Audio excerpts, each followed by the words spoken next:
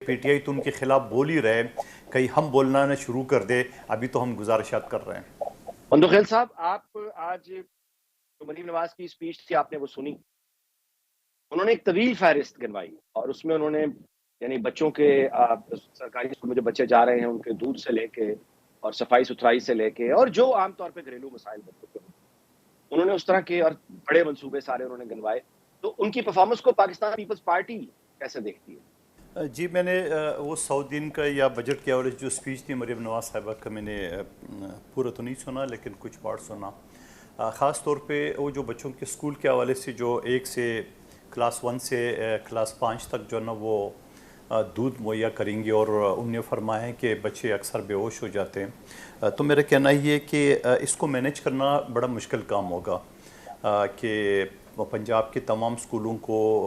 دودھ دینا اور پھر اس میں منتخب کرنا کہ کس بچے کو دینا ہے کس بچے کو نہیں دینا ہے، اور پھر اس کے حوالے سے جو ان کی کوالٹی چیک کرنا یا اس کو جو رکھنا ہے خراب نہ، یقیناً گرمی کا موسم وغیرہ وغیرہ ہے۔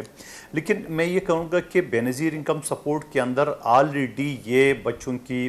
دودھ کے حوالے سے یا بچوں کے نوشو نما کے نام سے ایک پروگرام آلریڈی موجود ہے۔ تو کیا یہ بہتر نہیں ہوتا کہ انہی ماؤں کو جو غریب ہے، جن کے بچے پڑھ رہے ہیں، ان کی فیس کا بھی آپشن موجود ہے اور ان کی دودھ کے نوشو نما کے لیے بھی موجود ہے، تو وہ اگر اڈاپٹ کر لیتے تو زیادہ بہتر نہیں ہوتا میرے حوالے سے۔ اور دوسرا باقی جو حوالے سے یقیناً جو باتیں اس نے کی ہے، یہ تو ابھی اعلانات ہے، یہ جب گراؤنڈ پہ پریکٹیکلی آئے گا تو پتہ چلے گا۔ لیکن ہمارا گلہ ان سے یہ ہے کہ جہاں جہاں ہمارے M N A M P ہے پنجاب میں، وہاں ان کے ساتھ سوتیلا پن کا سلوک کیا جا رہا ہے، ان افسران کو ان ڈسٹرکٹ میں ان حلقوں میں لگائی گئی ہے جو پیپلز پارٹی کے خلاف ہے۔ ہم نے بجٹ سے پہلے بھی ہمارے یہ خدشات ہے، آج بھی ہمارے یہ ہے کہ اگر اس کو بہتر کر لیتے، پی ٹی آئی تو ان کے خلاف بول ہی رہے، کہیں ہم بولنا نہ شروع کر دے، ابھی تو ہم گزارشات کر رہے ہیں۔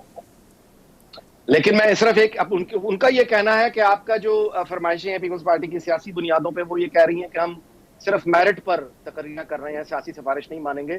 کیا آپ کے یعنی آپ نے جو بھی فرمایا، کیا اس کا مطلب یہ سمجھا جائے کہ آپ دباؤ ڈالنا یعنی اپنی پسند کے افسران لگوانا چاہتے ہیں؟ دیکھیے، ہم نے کبھی یہ نہیں کہا کہ آپ میرٹ پہ نہ کریں، کبھی ہم نے یہ نہیں کہا کہ ہماری پسند کا لگا لے۔ مثال کے طور پہ ناجی صاحب کے اوپر ہمیں اعتراض ہے کہ اس کو ڈپٹی کمشنر نہ لگایا جائے، تو